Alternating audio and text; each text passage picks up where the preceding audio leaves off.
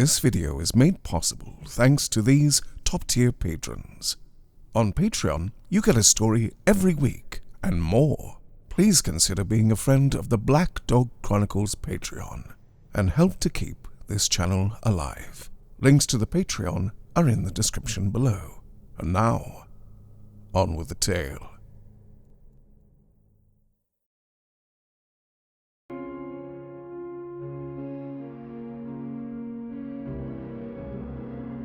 The Open Window by Saki, featuring Hugh Carr and special guest star Jenny Lane.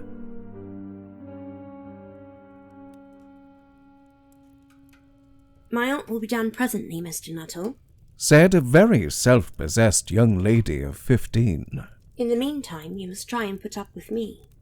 Frampton Nuttall endeavoured to say the correct something which should duly flatter the niece of the moment, without unduly discounting the aunt that was to come. Privately, he doubted more than ever whether these formal visits on a succession of total strangers would do much towards helping the nerve cure which he was supposed to be undergoing. I know how it will be, his sister had said when he was preparing to migrate to this rural retreat. You will bury yourself down there and not speak to a living soul, and your nerves will be worse than ever from moping. I shall just give you letters of introduction to all the people I know there.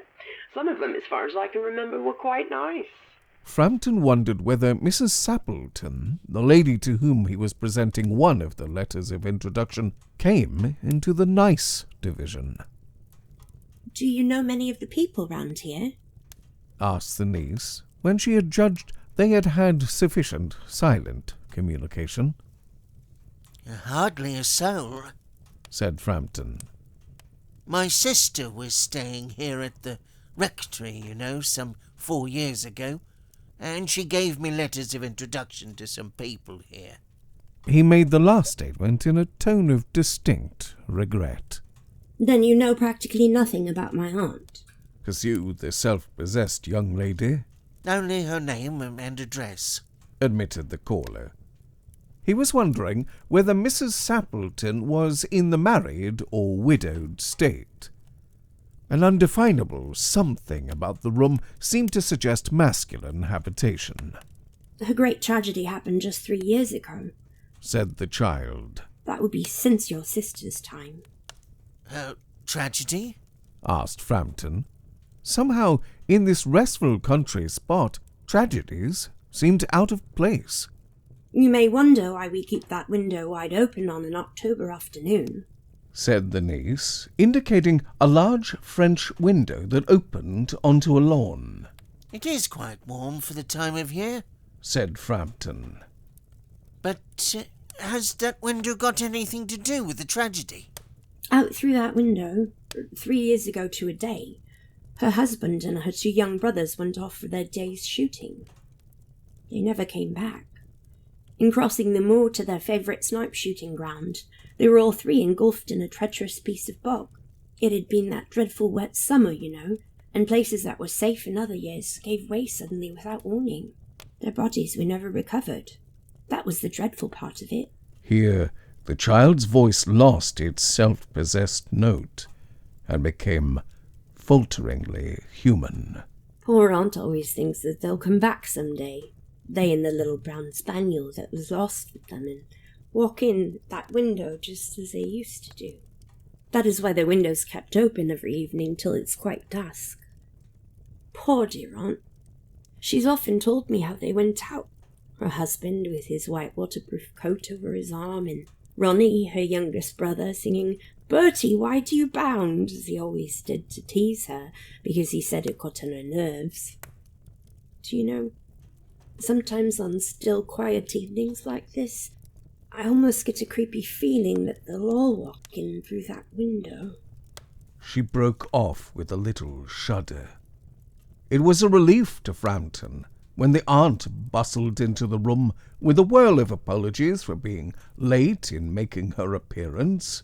"I hope Vera has been amusing you," she said. She has been very interesting, said Frampton. I hope you don't mind the window, said Mrs. Sappleton briskly. My husband and brothers will be home directly from shooting, and they always come in this way. They've been out for snipe in the marshes today, so they'll make a fine mess over my poor carpets. So like you menfolk, isn't it? She rattled on cheerfully about the shooting and the scarcity of birds, and the prospects for duck in the winter. To Frampton it was all purely horrible.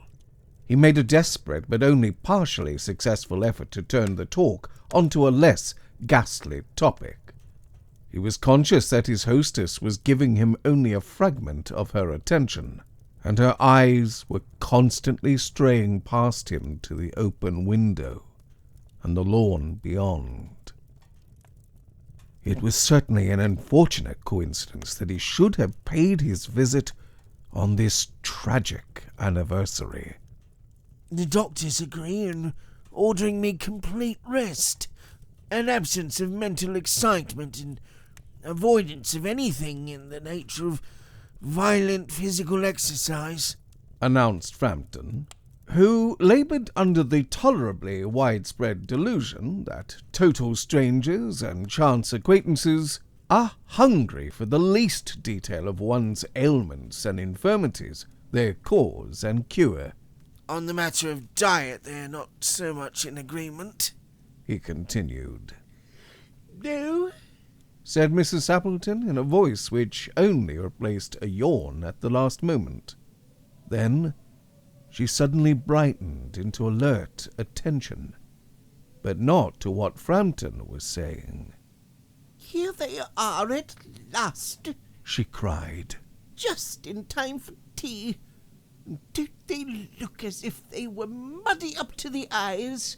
Frampton shivered slightly and turned towards the niece, with a look intended to convey sympathetic comprehension. The child was staring out through the open window with dazed horror in her eyes. In a chill shock of nameless fear, Frampton swung round in his seat and looked in the same direction. In the deepening twilight, 3 figures were walking across the lawn towards the window. They all carried guns under their arms, and one of them was additionally burdened with a white coat hung over his shoulders. A tired brown spaniel kept close at their heels. Noiselessly they neared the house, and then a hoarse young voice chanted out of the dusk, "I said, Bertie, why do you bound?" Frampton grabbed wildly at his stick and hat. The hall door, the gravel drive, and the front gate were dimly noted stages in his headlong retreat. A cyclist coming along the road had to run into the hedge to avoid an imminent collision.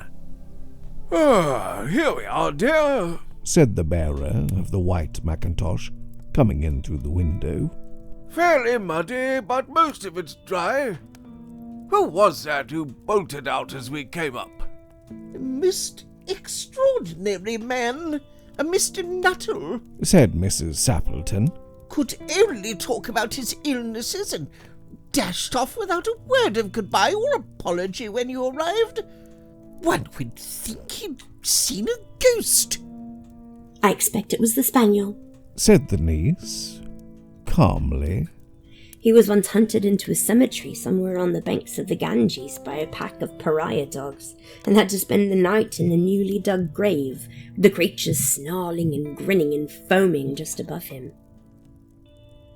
Enough to make anyone lose their nerve.